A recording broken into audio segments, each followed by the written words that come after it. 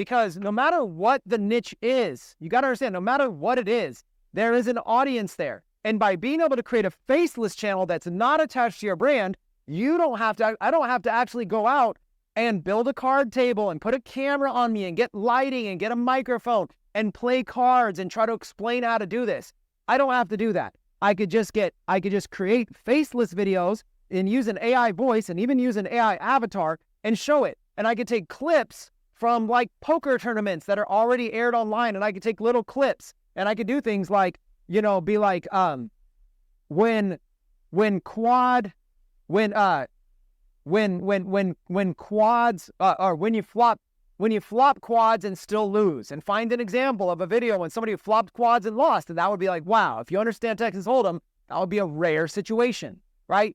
Or I might highlight or spotlight like somebody that won a big prize, you know, so and so earns $3.5 million, wins with a